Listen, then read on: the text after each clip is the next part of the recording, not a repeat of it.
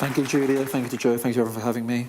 Thank you for coming and filling up this relatively small room. It's always good as a speaker when you have a small room that's full of people.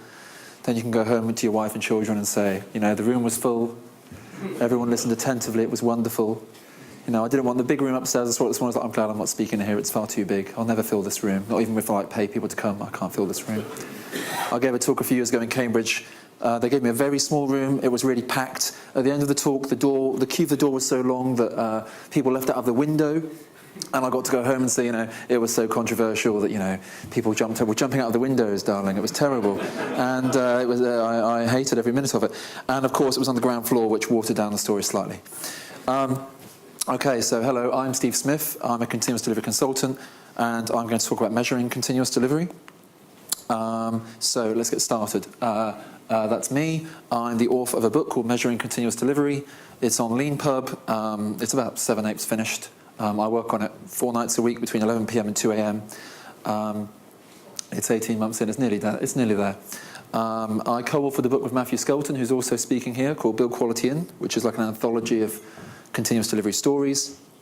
And I'm associated with Equal Experts, which is a network of independent software delivery experts. And we do a lot of continuous delivery stuff in really big companies. Where should we begin? So the way I think about continuous delivery is that you are in a state of continuous delivery when your release process has this speed and stability to satisfy business demand. Okay? So that has some interesting connotations, one being that the success criteria for continuous delivery are dynamic and could change in both directions at any given point in time. But I think what it also means is that when you don't have the stability and speed that you need, you're in a state of discontinuous delivery, which is a phrase that I invented that has very little traction so far. But let's see how we do. So put your hand up, please, if you're currently in a state of discontinuous delivery at your organization. That's not enough hands, more hands. Okay. If you didn't put your hand up, you're probably lying. So I need to stop accusing the audience of being liars. I do it every time. I'm going to lose you quickly. So the reason that so many of us are in a state of discontinuous delivery, and I'm certainly there as well, is that continuous delivery is extremely difficult. And there's a reason for that that's often overlooked. So there's like a whole swathe of technology changes that we need, right? So, you know, here's a long list of things I invented on my kitchen table about a year ago now. Let's apparently take one of these at random that I haven't memorized. Database migrations. How many people here work in a company where database migrations are fully automated? More than 2 hands and I'm leaving. Like, this is not a thing. Okay, 3. Okay, I'll stay. 4.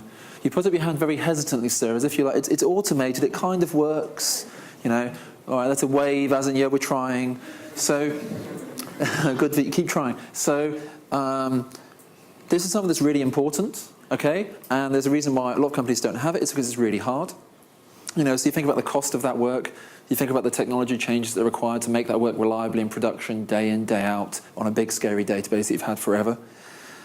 And you think of the risk associated with that work, like if it goes wrong in production, then people could be quite sad quite quickly. But then when you think of the value of that work, you think of the confidence that you'll have in an ability to rapidly roll forward or roll back in production. You think about the rework that you're saving. You think about the wait times that you're saving while you wait for a DBA to be available. And more importantly, you're not making anyone redundant. That's absolutely not the point. What you're doing is you are freeing people up for higher value activities, you know, the kind of thing that DBAs simply just don't get the time to do. Okay?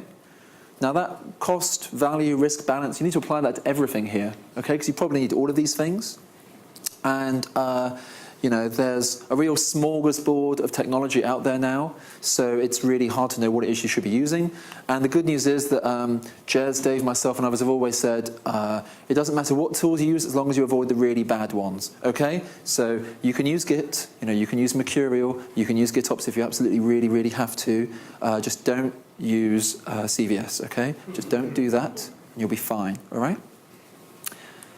You also need a whole bunch of organizational changes. Small batch size, blameless postmortems, those are really important.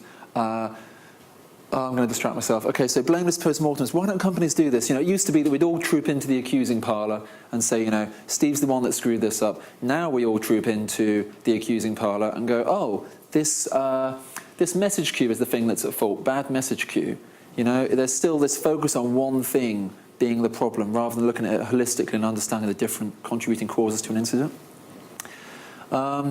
let's see, let's pick one out. Everyone does on-call. So who here is on-call?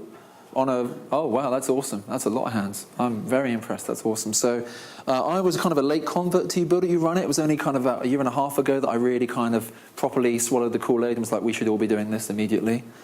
I think it's really important for encouraging a culture of quality. And speaking from experience, if I'm the one doing the coding and I'm the one that might be up at 2 in the morning, you can bet your bottom dollar that I'm going to spend a bit more time on my testing. But again, think of the cost of doing this, right? Think of the changes in contractual incentives. Think of the effort involved in persuading people to do this. Developers saying, I'm paid to write code. You're not. The code's a liability, not an asset. I'm sorry to tell you. But again, think of the risk involved and the value. Like, it's a really substantial thing to do on its own, right? And you need all of this other stuff too, okay? You need to have cross-functional teams. You need to have continuous change reviews, whether that's pair programming, whether that's rapid code reviews. Okay, there's a lot of stuff involved here. Now, the bad news is that as hard as this stuff all is, this is not the difficult thing with continuous delivery, okay? The difficult thing with continuous delivery is how you apply all of these changes to the constraints and circumstances of your organization. Your organization is a complex adaptive system. Every individual has limited information. You cannot understand the cause and effect of an event until afterwards, okay? Too many people fall into the trap of thinking that a situation in their company is complicated when it's actually a complex thing that is not repeatable and not easily understood. So the way we adopt continuous delivery is different in every organization. There's no magic recipe. There's no cookie-cutter approach, I'm afraid to say. So what we need to do is we need to continuously improve the stability and speed of our release process until we can satisfy business demand. And the best way we have to do that is with the Improvement Kata, which you may have heard of. The Improvement Kata came from a guy called Mike Rover, who studied Toyota for a number of years and found this was really part of their secret sauce. It's something that's really ingrained in their ways of working. So with the Kata, we are creating a regular cycle of iterative, incremental improvements around our existing ways of working. We are doing repeated cycles of the same 4-step process. So step 1, we set a direction of travel. We don't necessarily know an end state, but we know in what direction we want to go. Maybe we create a vision of success. We try to inject some urgency into the organization. We try to inspire people. Step 2, we need to understand our current condition. So we need to collect all the quantitative and qualitative data we have, numbers and narratives, to understand how far we've gone in our direction, the progress we've made since we started. Step 3, we establish a target condition. So that's where we create an improvement milestone. We attach to that some success criteria. We give that a time horizon. What you want it to be pretty short, maybe 4 to 6 weeks at the very most. And then with step 4, we iterate towards that target condition. We keep running experiments. We use Dr. Deming's plan, do, check, act cycle to test a hypothesis. If our hypothesis is successful, then we incorporate the change into our ways of working. If not, then we discard it and we move on. Okay? So this is absolutely the best way to adopt continuous delivery. It's very high level. It seems very hand-wavy. But creating this cycle of experimentation is really powerful. Okay? But this does give us some interesting questions, like how do we know what our current state is, right? Who here actually knows how often they've released to production right now? Like, they have numbers on it. You don't just go, I think it's about once every 3 months. Person at the back, thank you. Okay, 2. Okay, cool. Yeah, it's pretty rare, I find, for companies to actually have automated data on how often they release and how reliable those releases are. And that's unfortunate because it's a really powerful source of information, okay? In a complex space, we want to make informed decisions, and we need data on that, numbers and narratives to understand the current lie of the land. And the good news is that hard bit, knowing what to measure and how to measure it, has kind of been done for us.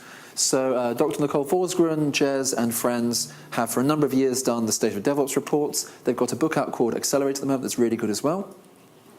And over the years, they've surveyed thousands of IT practitioners now, and they found all kinds of things that today we all accept as perfectly normal, but back in the day it was like heresy to say if you deploy frequently, you're twice as likely to exceed profitability expectations. Now we're like, yes, of course, releasing often makes more money.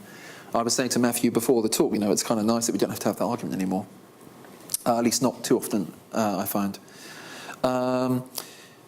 There's also been some peer-reviewed academic research that they've written together that shows that as you improve throughput, you also improve stability, and vice versa. That it's a virtuous circle. It's not a zero-sum game. You don't have to choose between stability or functionality.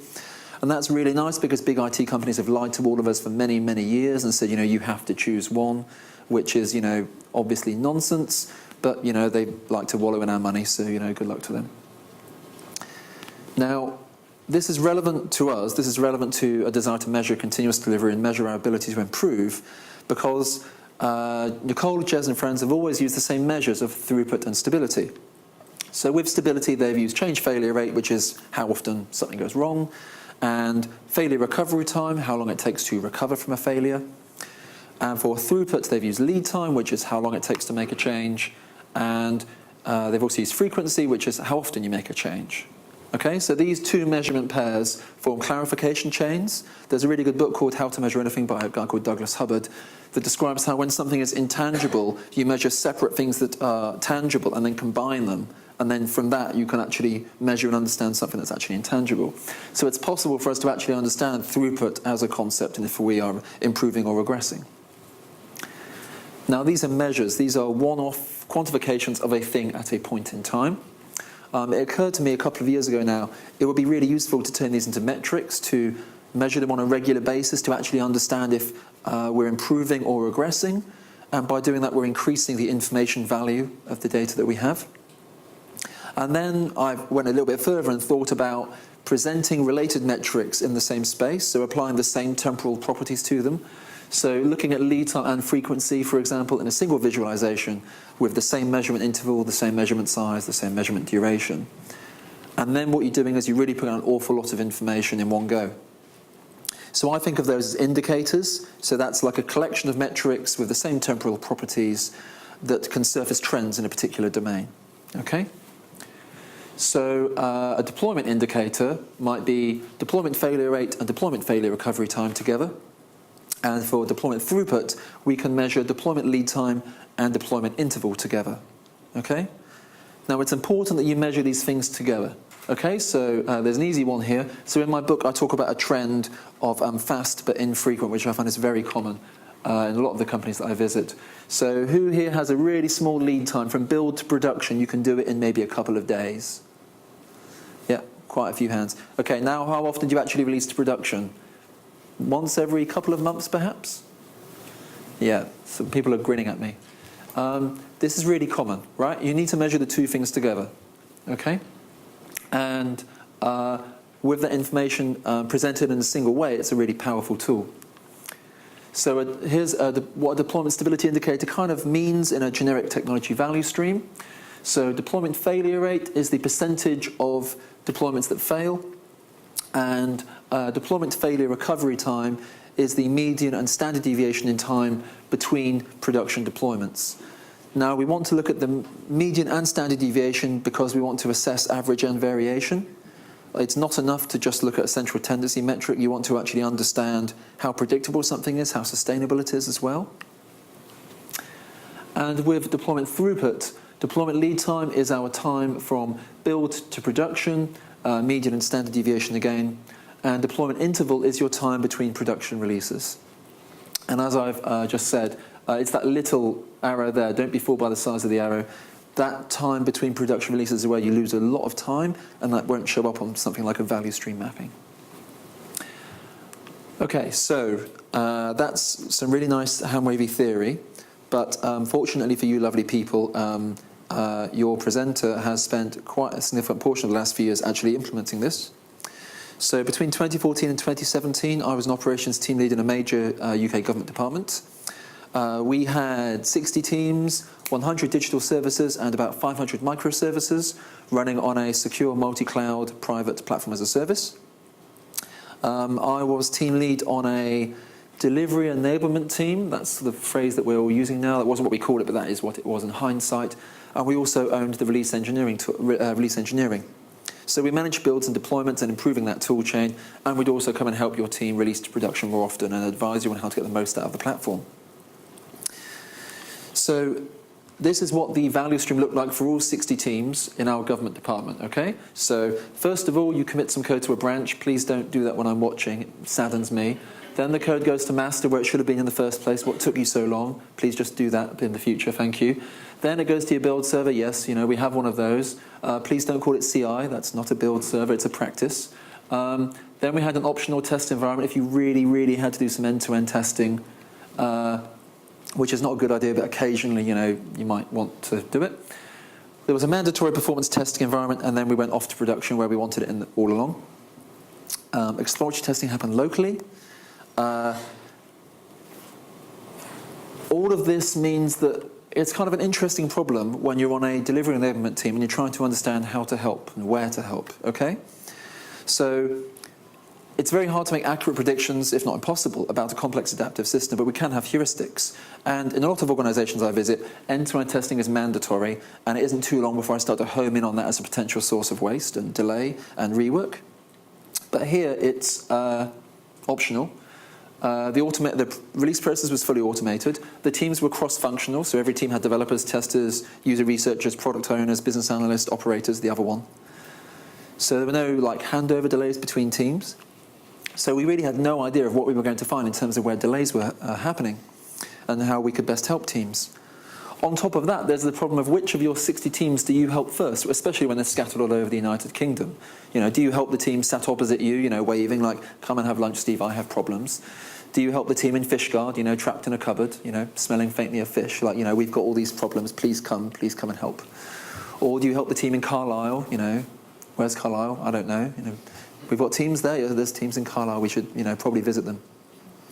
There's a real problem there. I made up those places. They were in different places in the country, obviously. It was Aberdeen, not Carlisle. But I know where Aberdeen is, not Carlisle.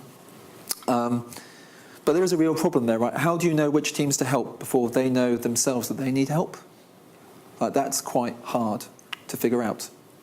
And after a week or two of sat at a desk weeping, who do I help? We decided to measure the current delivery process that we had in place.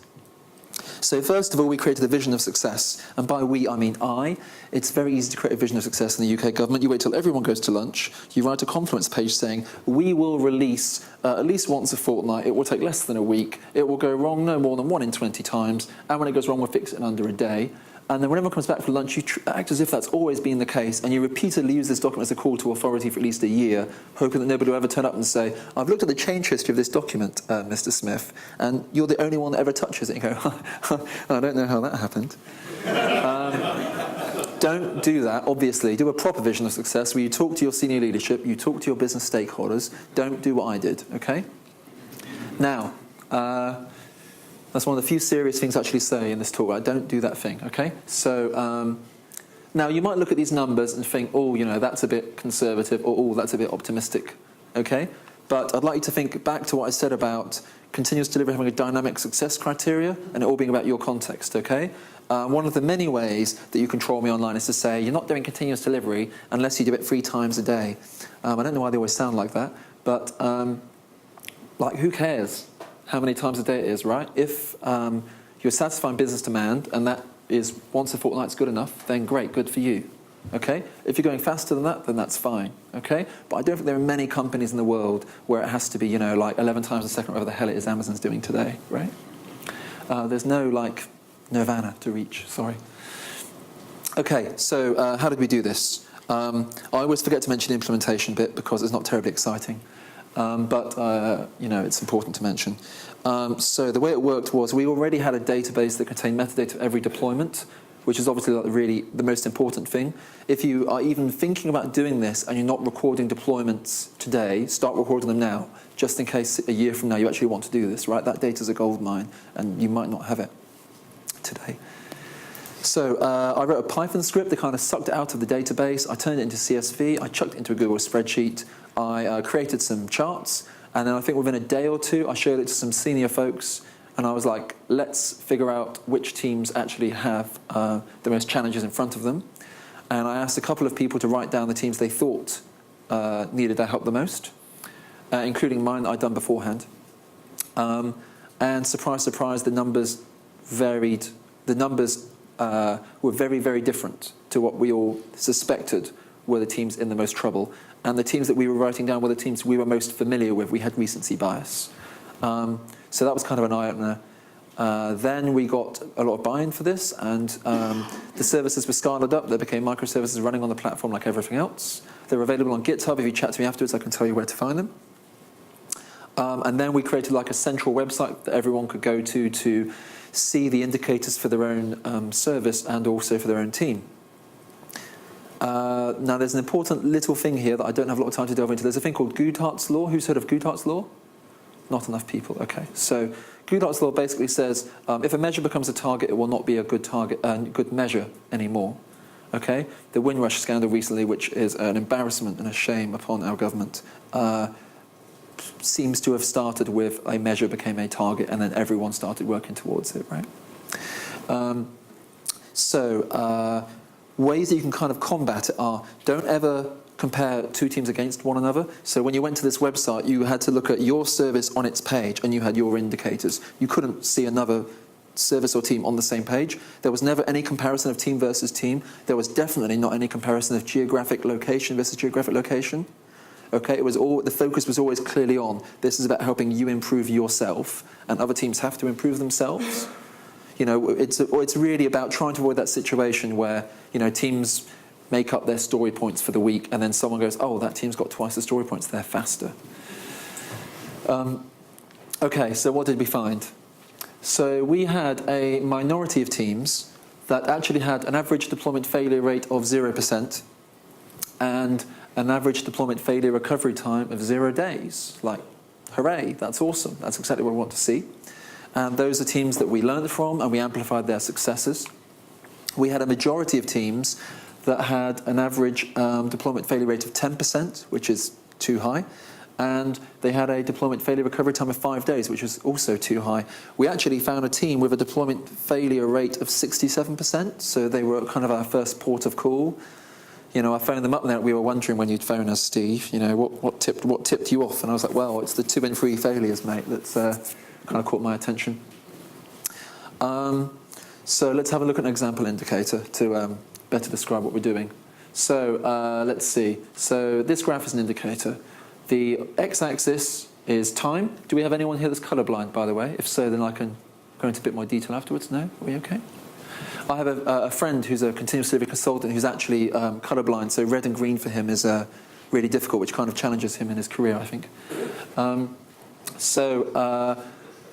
Thank you. There, a few people came in right at the end, like, he turned away. Did he mean that? Is he joking about his friend? What a cruel thing to do. A few people like that was a joke. Thank you. Okay, the rest of the room needs to kind of pick up now. Okay. So, oh, he's a nice guy as well. I shouldn't do that. He'll never watch this. He's far too busy to watch this. He's seen the talk before. He's a reviewer on my book, though. Oh, dear. Now I'm in a bit of a problem. So, our x-axis is time. I've picked an arbitrary 6-month period because, you know, what the hell. Our left y-axis is deployment failure rate from 0 to 100, and our right y-axis is deployment failure recovery time in days from 0 to 15. We have 2 y-axes because we have 2 different measurement units. That is as far as my GCSE and maths will take me. This is like where the number stuff ends, okay? So this team, are they doing well or not doing so well? Thank you. One person in the room is understanding that going down is good for continuous delivery. We're going to go down to 0, lower the deployment failure rate, lower the deployment failure recovery time. Okay? And yes, over 6 months, this team had an extraordinary improvement. They improved from 9 days to 0 on their recovery time for production failures, and production failures went to 0. Now, it would be really easy to stand up here and go, well, obviously, you know, they got better at testing or something, right? But there's a really key point here to make, okay? You can't and shouldn't try to extract a narrative from numbers, okay? So if you've ever read any books by Nassim Nicholas Taleb, he's got a thing called the Ludic fallacy, and that's where you try to actually interpret data as a story, okay? Indicators don't tell you the story, they don't tell you the information, they tell you where to go and find it, okay? This trend, this team, we want to go and talk to them to understand what's happening and amplify any lessons that they've learned, okay? But sitting here, and we can all speculate on what it was, okay? And it was nothing we would have imagined. We went to visit the team and said, you know, you're doing really well. And they were like, thanks. And we were like, oh, what have you done differently? And they were like, Nothing. We're doing what we've always done. We compared what we're doing with some other teams, and there are only really two differences. Their acceptance tests were a little bit better than the others, had some dynamic test data, a bit more rigorous around acceptance testing. But interestingly, one developer on the team had really got the monitoring bug, and he had written, he had written some custom monitoring and logging dashboards that were way better than the default dashboards we shipped out to all the teams. So I think within a week or two, we extracted the JSON from the dashboards, wrote a little Scala DSL that generated the same dashboards for all 500 microservices, uploaded it to the server, and then wrote a blog post to everyone saying, you've got better monitoring now. And over the coming months, we did see, we did sense and have feedback that teams had a better appreciation of normal versus abnormal operating conditions. And that improvement, that idea of enhancing the dashboards to this one-person standard, that would only have come about because of that conversation and this information. We would never have thought of doing it. And crucially, the team themselves didn't think of it as a special thing. Okay, so with deployment throughput, we had, again, a minority of teams had a deployment lead time of 1 day from build to production, and they were going to production every 5 days. That's awesome. That's in excess of our vision of success. That's us in a really good place. And the Apple's team, by the way, were in that minority. I made the mistake of telling them, and they swanned around with big heads for a while. But again, that comes back to as stability improves, throughput improves as well. But we had a majority of teams where their average deployment lead time was 12 days, and their average interval was 21 days. So we want to go to production once a fortnight, and on average, most teams are going to production once every 3 weeks. One team had a deployment lead time of 3 months and no deployment interval. Can anyone tell me what that means, please? Legacy production. Yeah, that's right. They went to production once. It took them 3 months, and then they were a bit like, oh, that was a bit hard. Let's not do that again. There's 2 environments there. What were you? 3 months? Anyway, it's gone now. It's a year ago. I don't know why that still troubles me. So this is an example indicator for the bananas team. It wasn't this team. What were they doing? Anyway, this is a throughput indicator. The x-axis is time. It always is. Our left y-axis is days, 0 to 40, and that's lead time in orange, and its interval in green. Now, interestingly, this team, in March, they were deploying production once every 3 days. And then by June, they were deploying every 14 days. My team didn't pick this up at the time. We were working with another team, I believe. And again, it's easy to go, well, they're doing too much end-to-end testing, send in the hounds and, make them stop. But I actually went to visit them. They were based in London. And I went into a meeting room, and I quickly discovered the problem because I sat down and didn't recognise any of them. And I really prided myself on knowing everyone in London and as many people as possible around the country. And I kind of sat there and went, who are you? And they went, never mind, us, who are you? And I said the worst possible thing. I said, I'm from Delivery Enablement, I'm here to help. And once we got over that moment, it turned out that the entire team had recently left for some trendy startup down the road. Obviously, it was a music startup that were going to take on Spotify, They went bust a few months later, but, I wish them well. And now you've got a whole new group of people that are new to one another. They have to build up a new sense of psychological safety together. They have to get to know the platform, get to know the service, get to know working in government, get to know this tool guy going on and on about deployment interval. Like, what is that? Why is there this green line that's important? So it's perfectly natural for this regression to happen, right? There's nothing wrong here. There was nothing to fix. It was just about being patient and saying to the product owner, give them a while, and we'll help them get up to speed, and this will get better. And a while after this, I think they got, by the time I left government, I think they were down to once every week as a team, and they had a pretty complicated service. So it was a good effort. So there's more. So it occurred to me quite a while ago now that we can apply these measures of stability and throughput to different aspects of the technology value stream in order to understand different parts of our process going to production. So regular builds is obviously a thing. If you're not building your software on a regular basis, if you're not publishing lots of release candidates, then you can't deploy lots of times. I think that's kind of self-explanatory. So we can look at build failure rate. That's the percentage of builds that go wrong on your build server, not your CI server. Stop calling it a CI server. Build failure recovery time is the time in between the start and end of like a build failure. And with build throughput, build lead time is the median and standard deviation in time between committing code to mainline and publishing a release candidate. And build interval is the time in between release candidates. So our vision of success for this was we wanted teams to be building at least once a day, one release candidate, do it in under an hour. We wanted it to go wrong no more than 1 in 100 times, and when it went wrong, we wanted it fixed in under an hour. And as we saw earlier, this is about dividing our teams into 2 cohorts, teams that are in a good place and teams need a bit more help. And then we can figure out who to promote and use as encouragement for other teams on their own improvement journey. So what we found was we had a tiny minority of teams with regular builds. They had an average build failure rate of 0% and a recovery time of 0 hours, which is great. But we had a majority of teams that had a build failure rate of 1 in 5 and they had a build failure recovery time of 4 hours.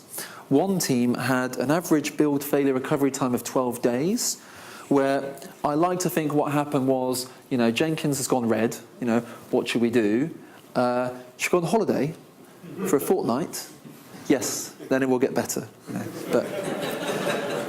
But it was an average, so how many holidays? Anyway, so this is an example build stability indicator. This is the grapes team. So build failure rate on the left, build failure recovery time on the right. The purple line is build failure rate and is uninteresting because it didn't often go wrong for grapes, but when it did, they had this interesting build failure recovery time that was near static at 10 hours. Now, when you have a time series missing data, then you lose data points. We'd have a break in the line if they weren't having build failures. But the build failure time was never changing, which was really interesting. Like, why does it always take 10 hours? And I actually knew the team lead a little bit. So I gave them a phone call about it, and they explained quite calmly. Their acceptance test took 10 hours to run. So when they were under pressure to produce a release candidate, they would produce the release candidate first, give it to the tester for exploratory testing, and then run their acceptance tests afterwards. So there was no real incentive for them to improve on the 10-hour acceptance test run because they were never feeling the pain of having to wait 10 hours for a thing to finish. Plus, they were also then running the risk of a tester being given a release candidate that was no good, and then there'd be more rework incurred. So we had to think about it. We parachuted someone in to help the team. Not literally, you aren't allowed to parachute people into government departments anymore. But we actually borrowed someone from the Apple's team who had done a lot of work on the acceptance tests, and they went and sat with them. And who would have thought that within 2 weeks, if you rip out all of the brittle UI acceptance tests and replace them with unit tests and API acceptance tests, that you can get something down from 10 hours to 1 hour? Not me, having done that at least 5 times in my career. Stop writing so many UI tests. So, yes, build throughput. We had every team averaged 0 hours for builds, which was wonderful. But there was a big difference, 2 hours versus 2 days for how often builds were being produced. So we had a lot of teams needed help with their builds, and for a variety of reasons. This is the build throughput indicator for the oranges team, which was quite an unusual situation, I think. So our y-axis is hours for build lead time in yellow and build interval in red. So build lead time is yellow, forget that. They were, producing builds very quickly, no problems at all. But you can see in January, they were producing builds once every 4 days. And then in February, they were producing builds once a day. And then over the next couple of months, it regressed back to every 4 days. Now, I have a trend in my book that I've called too fast, too frequent, which is kind of a polite name for that can't happen unless someone's got a gun to your head. Okay? It's not possible, I'm going to say, okay, it's not possible for a team to improve their rate of builds in only 1 month, from once every 4 days to once a day, okay? That would involve like a sea, without like cutting a few corners, okay? That's like a sea change in your ways of working. You can do that after a couple of months, like the Apple's team, if you remember. But in a month, that seems a bit unlikely. So this was quite interesting. The team had a business deadline in the spring. So the team crunched. They crunched to produce as many builds as possible. They were working extra hours, extra days, trimmed a few acceptance tests, and just basically ran the build server hot, constantly pumping out builds, and constantly running their acceptance tests. And they made the deadline. They got plenty of builds through their end-to-end testing, plenty of builds signed off, ready for release. Everyone was happy. But the team were really burnt out, really tired, and then they regressed back to what they'd always done, right? So I think, if I remember rightly, a couple of us chatted with the product owner and the team lead, and we helped them understand that what they're doing worked, that's fine, but it wasn't really a sustainable thing. I think the way I framed it was, what happens the next time you have a deadline? You're going to do exactly the same thing, and then have 3 months of people really being really tired and unhappy, potentially, I guess, and just like regressing to where things used to be. And we actually spent a bit of time coaching the team on how to kind of make sustainable improvements rather than like these, almost like a big bang improvement, I guess, that then reverts when you're not looking. Okay, so our final indicator, and the one that I kind of is normally the most controversial. Jez and Dave will always say it's the most controversial thing that any of us talk about. So I'm going to use my confident consultant voice to try to, show that, I know what I'm talking about. Right, here goes. Okay, so we have a code indicator, and someone's laughing already like that's not a normal voice. That's not how he talks. So we have a code indicator to measure the throughput of our commits, because if you weren't aware, the more often you commit code to mainline, the more often you can deploy. And the way that we do this is we do something called trunk-based development, where we commit our code to mainline. This might alarm you a little bit, but rest assured this is the way to get the best quality code in the fastest possible means. You can also use a thing called GitHub Flow, of course, and as long as your pull requests don't take too long, then that's absolutely fine, that will work as well. Because what we're trying to accomplish is a thing called continuous integration, where every member of the team has to commit code to mainline at least once a day. There, now you're all persuaded, that's excellent. Continuous integration is a statistically significant predictor of continuous delivery, okay? If every team member is not pushing code to mainline at least once a day, then continuous delivery is going to be phenomenally difficult for you, okay? If you're pushing to mainline frequently, then it's possible to build frequently. If you're building frequently, it's possible to deploy frequently, okay? There are some really important relationships here. And the way that we look at throughput is we can look at mainline commit lead time and mainline commit interval. We don't have a stability indicator because version control systems tend to trap merge errors locally in your checkout and your working copy, which is fine. So mainline commit lead time is the median and standard deviation in time between you committing code to a branch and then merging it to master. If you commit it straight to master, then you get a score of 0, and you and I can be special friends. And what took you so long?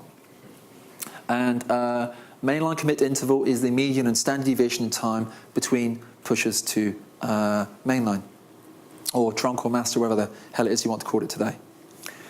So with our code indicator, our vision of success is easy because continuous integration has a static success threshold that lots of people are aware of. We need to be we need to be pushing to mainline at least once a day, and we want to be doing it in under an hour. Now, this was very interesting. So all 60 teams averaged 0 hours from branch to mainline, which kind of blew my mind. There was obviously some really significant outliers, some very significant variation, which is why we look at standard deviation as well, of course. But on average, every team went from brunch. Yes, every team went from brunch to lunch in a very quick amount of time, and it was all super. And then we had afternoon tea, and it was delightful in government. I don't know why I left. I'm going back tomorrow. And then we, for mainline commit interval, there was a really significant difference, okay? So we had, I think, a handful of teams, again, including Apple's and the Bananas team, I believe, but definitely Apple's were in there. They averaged 2 hours between mainline commits, which is music to my ears, because when I'm coding, I'm pushing to mainline all the time, like you have to kind of stop me.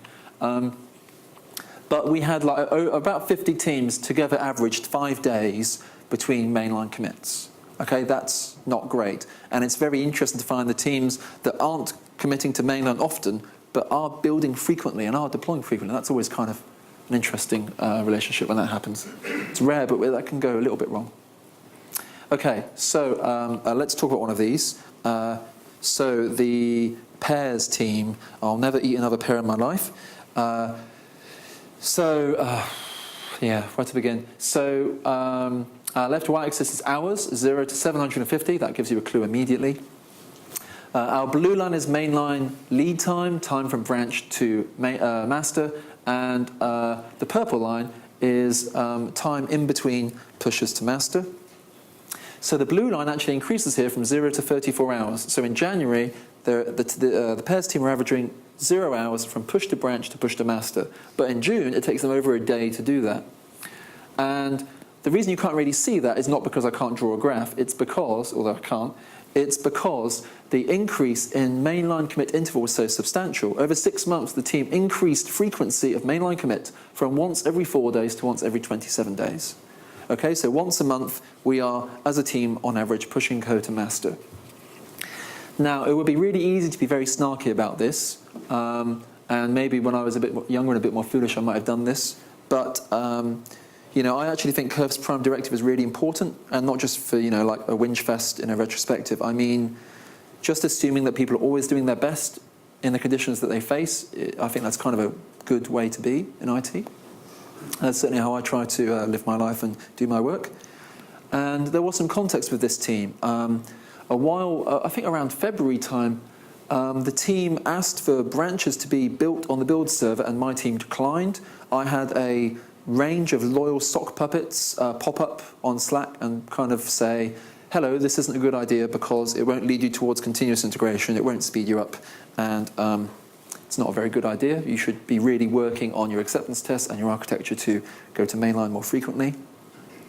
It would be fair to say the team lead was kind of disappointed in that, and that the team lead and I had to have quite a few chats about it afterwards. When things got really tough for this team, my team maybe should have done more to help in retrospect. I think we were working on something else at the time, but that's not really any excuse. In the end, I actually went to visit them in the north of the country, and the team lead kind of fessed up to a very common situation. They had been told by one set of stakeholders, you must adhere to this architectural governance standard that I'd certainly never heard of. And at the same time, they had to keep shipping stuff. And the team were, I guess, not our most experienced of teams, but not the most inexperienced either. But they then chose the classic approach of branching, right? We'll have one branch for the architecture stuff, one branch for the product stuff. Oh, it'll all be merged together later on, and it'll be bunnies and meadows, and it'll be delightful. But they never quite got to bunnies and meadows. They got to, oh, we're really stuck. Please help. And obviously, it's much easier to help back at the start than at the end. But we had some chats with the team. We encouraged them to use feature toggles. We encouraged them to use branch by abstraction. We had another team in the same delivery center that had gone on the same journey. So it was literally a case of like connecting them and I think sending some sweets or some cake or something to say, you know, thanks for helping this team out. Food's always very good for that. You might have seen Linda Rising yesterday talk about her do food pattern. Like that never fails. And yeah, gradually the team started to use more toggles, started to go a bit more on mainline, and eventually there was like this really glorious moment that I was completely unconnected to, where there was a problem in production. One government system they depended on went down for emergency maintenance. I think we all know what that means. And the product owner got really excited for a few moments until one, I think like the most junior person, I think, kind of put their hand up and said, why don't we just toggle off that API call and just return like a stub response till they sort out their maintenance? At which point the product owner was like tossing flowers everywhere, like this is amazing, why can't I always have these toggle things? And what happened was almost as like a beneficial side effect of improving their mainline commit interval, they actually improved the operability of their system, right? They became more resilient to failure. All right? Okay, so let's wrap up. So 60 teams working towards continuous delivery over 3 years without measurements, without an understanding of where teams are improving, where teams are not improving, it would have been pretty impossible. This approach has actually gained some real traction. It's still used a year now after I've left. And it will work even with one team, right? Even if you're in a place where you're on the only team and you want to understand how to adopt continuous delivery, like using the Improvement Kata, using the Plan, Do, Check, Act cycle are really important. But it's the use of indicators, it's the use of metrics, and it's these specific measures of stability and throughput that will help guide you to where you can find the most useful information. And it will give you suggestions on which techniques to try next, whether you should do test-driven development next, whether you should do post-mortems next. Okay? Don't do things sequentially. Try experiments in parallel, definitely. But you can use indicators and measure continuous delivery to understand where you should try to improve next. Okay? So that's my book. Thank you for your time. I know it's the end of the day. I know everyone's really tired. I'm happy to take questions now. I'll take questions afterwards in the corridor, or you can tweet me on Steve Smith CD. But thank you very much.